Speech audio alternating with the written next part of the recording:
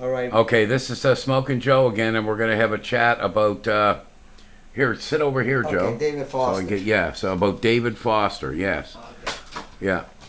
Tell me the story on what happened. Okay. Anyway, I was watching the 6 o'clock news in Halifax, Yeah, and who was on the news but the one and only Mr. David Foster, right? right. So I said, "By Jesus, here's my chance." I said, "I have a little band called Misty Blue, and there's a fabulous singer and a fabulous guitar player, which everybody knows, all the musicians know around here, Mr. George Antoniak. He's a super accomplished guitar player. He can play almost anything, blues, jazz, and I wanted the one and only Mr. David Foster to hear him. Right. So I went searching for Mr. Foster. So I went to all the high-end hotels, and I and I said, "Is there a Mr. Foster here?" No, nothing. So I said, I kept on looking. So I walk into the Prince George Hotel, and I walk in the lobby, and I see Mr. Foster sitting down in the dining room with a bunch of people. I said, "Oh my God, there he is, live in person." So I said, "Okay." I sat down and ordered me a drink. Of course, I'm only a poor person, or just a common person, don't have much money. And you were sitting at the table back from him, I was sitting in the lounge here, right across from him. You could see him. I could see him just a face forward. Okay. And I could see him talking to the people. And I ordered a drink, which cost me $9.75, and that's a lot of money for me. Wow. I said, "What the hell?" Well, okay. Now, what did you have to drink? I had a rum and coke. Okay, and that cost $9. $9.75. My Lord. I put my rum and coke, and I had this little Walkman with headphones ready for David Foster to listen to George and us in the band. Just throw the buds and I had on. it set up on Masquerade. And just throw the buds on, and he's and listening throw the buds to it. on, and so I was debating, I was debating and debating whether I should go out and talk to him. I said, "No." I said, "I'll wait here." I said, "I'll wait here, and he might come by with, and I said, "Would you stop for a second, Mr. Foster?" I said, "That's not going to happen." Yeah. So I had enough guts and courage, and I was like, I kept saying, "You should go away, Joe, man," but I didn't anyway. Went over the table like a fool, introduced myself. I said, "Excuse me, Mr. Foster, I'm Joe Bitonti," and he looked at me like I had three heads. Right. Anyway, in the middle of all these people, and he gave me a minute of his time, and this is, "What can I do for you?" I said, "Well, I have a tape at the table there, and I was wondering if you could come over and listen to it with me. If I can take you away." He said, "Well, I can't do it right now." He said, "Sir, I'm with these people." I said, "Well, I apologize as if we're coming over." And I said, "And then, by the way," I said, "since I can't give, you're not coming over, can I at least have your autograph?" Right on.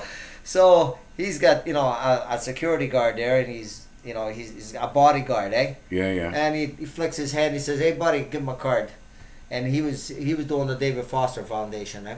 Okay. Anyway, the bodyguard hands me a David Foster card, and he signs it, "Best wishes, David Foster to Joe." Right on. Then he starts asking me questions, and David Foster says, "Well, what kind of band do you have?" I said, "Just a local band." I said, "How old are the guys in your band?" I said, "About your age, So it went on like this, and he says, "Well, I'm sorry, I can't really hear the tape now." He said, "But I'll be back in March 25th and 27th. Maybe I'll get to hear you then." Right. And I said, "Well," I said to myself, "that ain't gonna happen, eh?"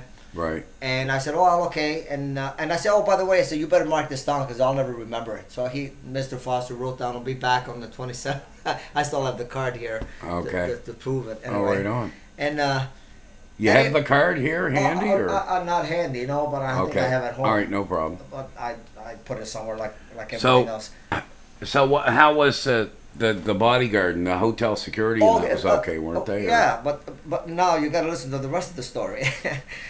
The rest of the story. Then anyway, I was gonna get up and go grab the tape player and give it to him. Right.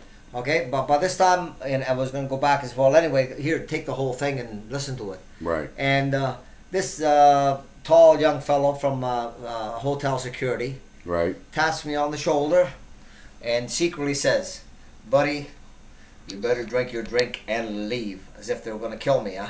Okay. Like I was a threat to him or something, yeah.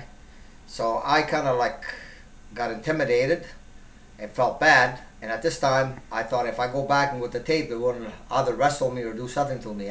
Yeah. So I left like a wounded dog. Right. And that was the end of my David Foster encounter. Okay. But anyway, and then I gave up on it because it would have been nice if Mr. Foster would have heard him, because it was a great. I had a set on George Benson, Masquerade, and George was playing some really fancy guitar playing, and Jimmy's a great singer. Right. And that didn't happen, but we'll put a little clip because the end of Masquerade is on this tape here, and just to show what he was going to listen to, but which he didn't listen to. This is Masquerade here. That's what I was going to get Mr. Foster to listen to, right? Okay. As you can hear George in the background.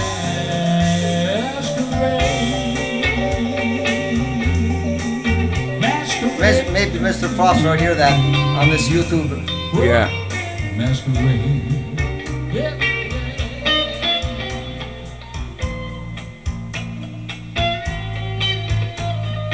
That's George playing there, as you can see how good he is. And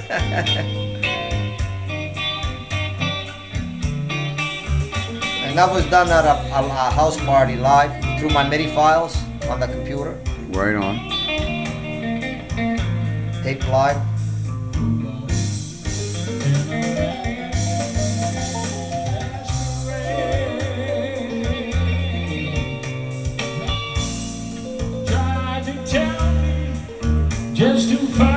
Jimmy comes out great on tape, eh? Oh yeah.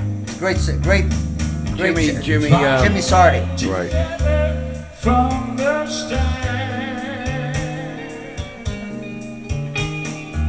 But that's and I had a few other songs, but that's the tape I was gonna get. Yeah. Cool.